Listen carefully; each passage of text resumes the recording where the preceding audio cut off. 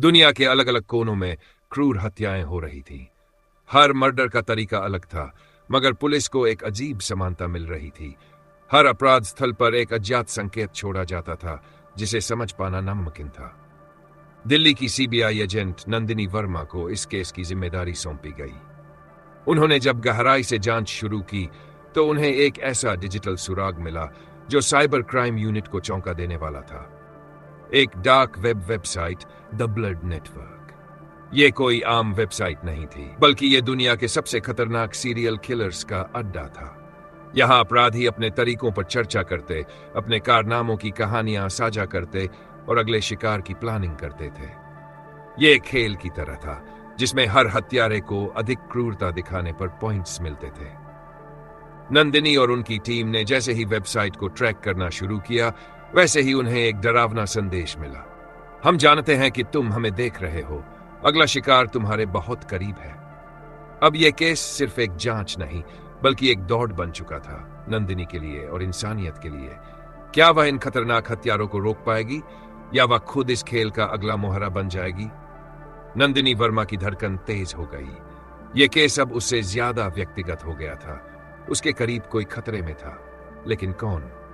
Team ने the blood network के code को क्रैक करने की कोशिश की, लेकिन यह किसी साइबर माफिया का काम था। हर बार जब वे वेबसाइट तक पहुंचने की कोशिश करते, सर्वर लोकेशन बदल जाती। लेकिन नंदिनी ने एक सुराग पकड़ लिया था। वेबसाइट पर हाल ही में एक नया पोस्ट आया था, दिल्ली के दिल में खून बहेगा, अगली बारी तुम्हारी है, एजेंट नंदिनी। उसका नाम इस खेल में डाल दिया गया था। खेल शुरू हो चुका था। नंदिनी ने सबसे पहले अपनी टीम के हर सदस्य को सुरक्षित जगहों पर भेजा और खुद अकेले उस रहस्यमयी संदेश की तह तक जाने लगी। आखिरकार एक हैकर दोस्त की मदद से उसने वेबसाइट के एक यूजर रेड स्कॉर्पियन को ट्रैक किया। वह लोकेशन लंदन की निकली, लेकिन नंदिनी जानती थी कि यह भी एक जाल हो सकता है। वह अपनी टीम के साथ दिल्ली के ही एक पुराने गोदाम में पहुंची, जहां से कुछ अजीब सिग्नल मिल रहे थे। जैसे ही उन्होंने दरवाजा तोड़ा, सामने कंप्यूटर स्क्रीन पर एक लाइव वीडियो चल रहा था। वीडियो में एक आदमी बंधा हुआ था, उसके चेहरे पर खून के निशान थे। स्क्रीन पर एक संदेश उभरा, इसे बचा सकते हो तो बचा लो, लेकिन समय कम है। नंदिनी ने ध्यान से वीडियो के बैकग्राउंड को देखा। वह जगह पहचानी हुई लगी। यह दिल्ली का ही एक पुराना फैक्ट्री एरिया था। उसने तुरंत अपनी टीम को लोकेशन भेजी और खुद वहां निकल पड़ी। फैक्ट्री में घुसते ही माहौल सन्नाटे से भरा था। अंदर घुसते ही उसे एक कुर्सी पर बंधा आदमी दिखा, लेकिन जैसे ही उसने उसके पास जाने की कोशिश की, पीछे से किसी ने उस पर हमला कर दिया। वह जमीन पर गिर पड़ी, लेकिन तुरंत अपने रिवॉल्वर से फायर किया। एक चीख गूंज उठी और हमलावर गिर पड़ा। उसने जल्दी से बंधे हुए आदमी को छुड़ाया। वह बुरी तरह डर गया था। तुम कौन? दिनी ने पूछा। वह कांपते हुए बोला, मैं इस खेल का एक मोहरा हूं। असली शिकारी अभी भी छुपा हुआ है। खेल खत्म नहीं हुआ। फैक्ट्री से बाहर निकलते ही नंदिनी को एक नया संदेश मिला। अच्छा खेला, एजेंट नंदिनी, लेकिन असली मास्टरमाइंड अभी भी तुम्हें देख रहा है। अगली बारी तुम्हारी होगी। अब सवाल था, कौन था असली शिकारी, और यह मौत का खेल कब खत्म होगा? नंदिनी को एहसास हो चुका था कि यह खेल जितना वह सोच रही थी, उससे कहीं ज्यादा बड़ा और घातक था। द ब्लड नेटवर्क का मास्टरमाइंड अभी भी उसे देख रहा था, और अगला वार कभी भी हो सकता था। उसने बचाए गए आदमी से और जानकारी निकालने की कोशिश की। उसने बताया कि वह एक एथिकल हैकर था, जिसे इस डार्क वेब नेटवर्क के बारे में पता चल गया था। जैसे ही उसने इसे एक्सपोज करने की कोशिश की, मास्टरमाइंड ने उसे किडनैप कर लिया। मास्टरमाइंड कौन है? नंदिनी ने पूछा। मैं उसका असली नाम नहीं जानता, हैकर ने कांपते हुए कहा, लेकिन उसे लोग ब्लैक वाइपर के नाम से जानते हैं। वह सिर्फ एक इंसान नहीं, बल्कि एक संगठन है। नंदिनी ने तुरंत अपने खुफिया सूत्रों से ब्लैक वाइपर के बारे में पता लगाना शुरू किया। जल्द ही उसे एक चौंकाने वाली जानकारी मिली। यह संगठन सिर्फ एक डार्क वेब प्लेटफॉर्म नहीं था, बल्कि इसमें दुनिया भर के सबसे खतरनाक सीरियल किलर्स जुड़े थे।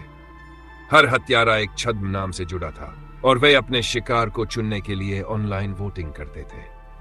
जो हत्यारा सबसे ज्यादा क्रूर हत्या करता, उसे नेटवर्क के हाई रैंकिंग सदस्यों में शामिल किया जाता। लेकिन सबसे डरावनी बात यह थी कि अगला टारगेट नंदिनी थी।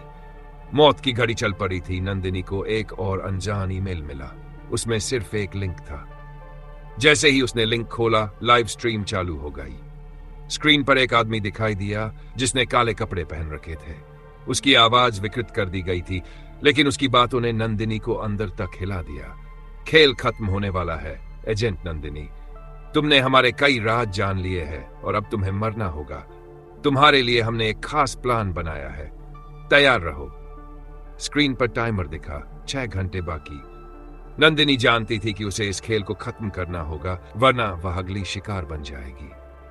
उसने अपनी टीम के बेस्ट साइबर एक्सपर्ट को बुलाया और ब्लड नेटवर्क के सर्वर को ट्रेस करने को कहा। सर, हमें एक लोकेशन मिली है, एक्सपर्ट ने उत्साह से कहा। लोकेशन थी बर्लिन, जर्मनी। यह सुनकर नंदिनी का दिमाग तेजी से दौड़ने लगा। क्या यह असली लोकेशन थी या फिर से कोई जाल? लेकिन उसके पास सोचने का वक्त नहीं था। उसे तुरंत एक टीम बनानी थी और इस जाल को हमेशा के लिए खत्म करना था। अगला कदम, नंदिनी और उसकी टीम जर्मनी जाने के लिए तैयार थी। लेकिन क्या यह उनके लिए एक आखिरी मिशन साबित होगा?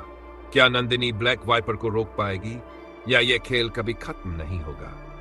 नंदिनी और उसकी टीम बिना वक्त गंवाए बर्लिन के लिए रवाना हो गई। एयरपोर्ट पर उन्हें एयरपोर्ट एजेंट एरिक श्मिट मिला, जो पहले से ही ब्लैक वाइपर की खोज में था। हमने इस नेटवर्क पर काफी समय से नजर रखी है, एरिक ने कहा, लेकिन हर बार जब हम करीब आते हैं वे गायब हो जाते हैं। अगर हम इस बार भी असफल हुए तो शायद हमें फिर कभी मौका न मिले। नंदिनी ने उसकी आंखों में देखा और कहा, इस बार हम हारेंगे नहीं। साइबर एक्सपर्ट्स ने एक पुराने वेयरहाउस की लोकेशन ट्रेस की थी, जो बर्लिन के बाहरी इलाके में था। यह जगह सुनसान थी, लेकिन अंदर जाते ही उन्हें हाईटेक कंप्यूटर और सर्वर दिखाई दिए। यहां से पूरा ब्लड नेटवर्क ऑपरेट हो रहा है, नंदिनी की टीम के एक सदस्य ने कहा। लेकिन वहां कोई नहीं था, बस कंप्यूटर स्क्रीन पर एक संदेश चमक रहा था। तुम्हें लगता है कि तुम जीत गई? यह तो सिर्फ शुरुआत है। तभी अचानक पूरे वेयरहाउस में अलार्म बज उठा। बम एक्टिवेट हो चुका था। यहां से निकलो, एरिक चिल्लाया। नंदिनी ने तेजी से अपने एक्सपर्ट को बम को डिफ्यूज करने के लिए कहा। उनके पास सिर्फ 3 मिनट थे। पसीने से लथपथ एक्सपर्ट ने वायर काटना शुरू किया। यह ब्लू होगा या रेड? उसने घबराते हुए पूछा। ब्लू काटो, नंदिनी ने कहा। 1 सेकंड की खामोशी, बम डिफ्यूज हो गया। नंदिनी को यकीन था कि यह बस एक टेस्ट था। असली मास्टरमाइंड अभी भी कहीं छिपा हुआ था। तभी उसके फोन पर एक कॉल आया। नंदिनी, तुमने अच्छा खेला, लेकिन तुम अब भी मुझसे बहुत दूर हो। अगली बार मैं खुद तुम्हारा शिकार करूंगा। आवाज जानी पहचानी थी, लेकिन वह उसे पहचान नहीं सकी। तुम कौन हो? बहुत जल्द पता चल जाएगा। कॉल कट गया। ब्लैक वाइपर अब भी जिंदा था। ब्लड नेटवर्क का एक ठिकाना खत्म हो चुका था, लेकिन खेल अभी भी जारी था। नंदिनी जानती थी कि अगली बार यह और भी खतरनाक होगा, लेकिन वह डरी नहीं। अब यह उसकी जिंदगी का मिशन बन चुका था। क्या नंदिनी ब्लैक वाइपर को पकड़ पाएगी या यह खेल कभी खत्म नहीं होगा? बर्लिन के अड्डे को खत्म करने के बाद भी ब्लैक वाइपर की रहस्यमय कॉल नंदिनी के मन में कई सवाल छोड़ दिए थे। यह शख्स कौन था? उसने उसे सीधे चुनौती क्यों दी? इंटरपोल एजेंट एरिक ने नंदिनी से कहा, हमें इसका मास्टरमाइंड पकड़ने के लिए इसकी जड़ों तक जाना होगा। यह संगठन सिर्फ डार्क वेब पर नहीं, बल्कि असल दुनिया में भी फैला हुआ है। नंदिनी और उसकी टीम को बर्लिन के एक और गुप्त ठिकाने की खबर मिली, एक अंडरग्राउंड क्लब जहां अमीर और प्रभावशाली लोग मिलते थे। यह क्लब सिर्फ आमंत्रण पर ही खुलता था और यहां ब्लैक वाइपर से जुड़े लोग छिपे हो सकते थे। नंदिनी और एरिक ने खुद को अमीर अपराधियों के रूप में पेश करके क्लब में घुसने का प्लान बनाया। क्लब अंदर से किसी अंधेरी दुनिया की तरह लग रहा था। दम घोंटू माहौल, लाल रोशनी, नकाब पहने लोग और हर तरफ हथियारबंद गार्ड्स। स्टेज पर एक आदमी खड़ा था। वह घोषणा कर रहा था, आज रात ब्लैक वाइपर के नए खेल की बोली लगेगी। जो सबसे ऊंची बोली लगाएगा उसे यह मौका मिलेगा कि वह अगले शिकार को चुने। नंदिनी का खून खौल उठा। यहां खुलेआम हत्याओं की नीलामी हो रही थी। तभी स्क्रीन पर एक नाम उभरा, टारगेट एजेंट नंदिनी वर्मा। भीड़ में हलचल मच गई। नंदिनी को एहसास हुआ कि वह खुद शिकार बन चुकी थी। अचानक किसी ने उसके कंधे पर हाथ रखा। उसने मुड़कर देखा, ब्लैक वाइपर खुद उसके सामने खड़ा था। क्या नंदिनी बच पाएगी? अब नंदिनी के पास सिर्फ 2 रास्ते थे, या तो वह भागे या इसी वक्त ब्लैक वाइपर को खत्म करे। भीड़ ताली बजा रही थी। लोग इस खेल को मनोरंजन की तरह देख रहे थे। ब्लैक वाइपर मुस्कुराया और बोला, खेल तो बस अभी शुरू हुआ है नंदिनी। क्या नंदिनी इस मौत के जाल से निकल पाएगी या ये उसका आखिरी मिशन होगा? ब्लैक वाइपर उसकी आंखों में झांक रहा था, जैसे वह पहले से जानता हो कि नंदिनी यहां आएगी। पूरे क्लब में अजीब सी हलचल थी, लेकिन किसी को कोई जल्दबाजी नहीं थी। ये लोग किसी फिल्म की तरह इस खेल का आनंद ले रहे थे। नंदिनी ने अपने चारों ओर देखा। चारों तरफ नकाब पहने लोग थे जो अपनी सीटों पर बैठे हुए थे। कुछ लोग उसके मरने पर दांव लगा रहे थे तो कुछ ब्लैक वाइपर की जीत पर। तभी मंच पर एक आवाज गूंजी, अब देखते हैं कि शिकारी कौन है और शिकार कौन। भागने का कोई रास्ता नहीं। ब्लैक वाइपर ने अपनी जेब से एक चाकू निकाला और हवा में उछाल दिया। तुम बहादुर हो नंदिनी, लेकिन यह खेल मेरे नियमों पर चलेगा। नंदिनी जानती थी कि अगर वह अभी हमला नहीं करती तो वह यहां से कभी जिंदा नहीं निकल पाएगी। उसने अपनी घड़ी पर हल्का सा बटन दबाया। यह इशारा था उसकी टीम के लिए कि ऑपरेशन शुरू हो चुका है। ब्लैक वाइपर ने नंदिनी पर वार करने की कोशिश की, लेकिन वह तेजी से झुकी और एक जोरदार घूंसा उसके पेट पर मारा। भीड़ ने शोर मचाया। यह पहली बार था जब किसी ने ब्लैक वाइपर को टक्कर दी थी। अच्छा खेल रही हो, ब्लैक वाइपर मुस्कुराया, लेकिन मैं हमेशा जीतता हूं। तभी क्लब के दरवाजे पर जोरदार धमाका हुआ। नंदिनी की टीम ने धुआं बम फेंक दिया और अंदर घुस आई। गोलीबारी शुरू हो गई। नंदिनी ने ब्लैक वाइपर को दबोचने की कोशिश की, लेकिन वह चकमा देकर भाग गया। असली मास्टरमाइंड कौन? जब धुआं हटा तो नंदिनी और उसकी टीम ने क्लब पर कब्जा कर लिया। कई अपराधियों को गिरफ्तार कर लिया गया, लेकिन ब्लैक वाइपर भाग चुका था।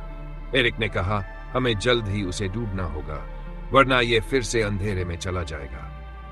तभी नंदिनी के फोन पर एक मैसेज आया, बहुत अच्छा खेला एजेंट, लेकिन यह खेल अभी खत्म नहीं हुआ। अगली चाल मेरी होगी। नंदिनी ने फोन की स्क्रीन पर देखा। ब्लैक वाइपर की तस्वीर सामने थी, लेकिन अब उस तस्वीर के साथ एक और चेहरा जुड़ गया था। यह चेहरा कोई और नहीं बल्कि नंदिनी के अपने डिपार्टमेंट का एक अधिकारी था। अब किस पर भरोसा करें?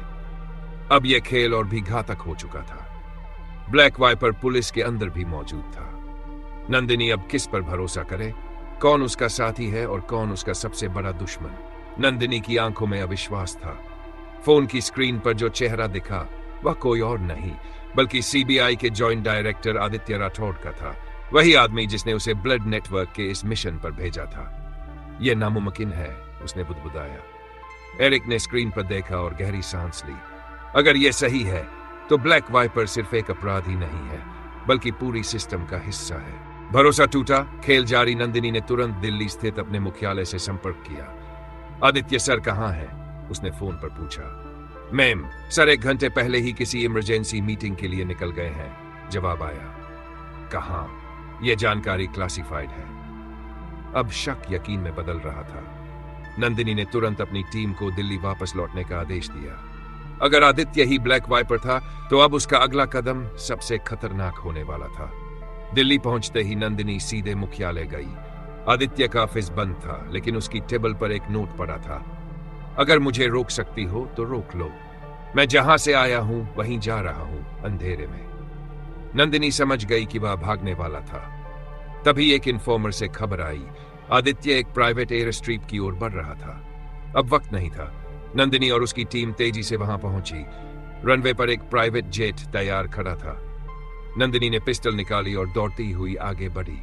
आदित्य, रुक जाओ। आदित्य पलटा और मुस्कुराया। नंदिनी, मुझे पता था कि तुम यहां आओगी।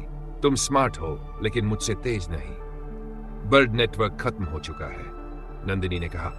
खत्म? हाँ। आदित्य हंसा। यह नेटवर्क कभी खत्म नहीं होगा। मैंने एक सिस्टम बनाया है। मैं मर भी जाऊं तो और कई ब्लैक वाइपर मेरी जगह लेंगे शायद, लेकिन आज तुम बच नहीं पाओगे। आदित्य ने गन निकालकर नंदिनी पर तान दी, लेकिन उससे पहले ही नंदिनी ने एक गोली चला दी, सीधे उसके कंधे पर। आदित्य लड़खड़ाया और गिर पड़ा। उसकी गिरफ्तारी हो गई। ब्लड नेटवर्क का मास्टरमाइंड गिरफ्तार हो चुका था। इस मिशन के बाद नंदिनी को स्पेशल ऑपरेशन अवार्ड दिया गया। लेकिन नंदिनी जानती थी कि अंधेरे की यह दुनिया इतनी आसानी से खत्म नहीं होगी। 1 महीने बाद उसे एक अनजान नंबर से एक मैसेज मिला, ब्लैक वाइपर कभी मरता नहीं, अगली बार शिकारी और भी खतरनाक होगा। तैयार रहना एजेंट नंदिनी। नंदिनी ने फोन की स्क्रीन को देखा और मुस्कुराई। मैं हमेशा तैयार हूं।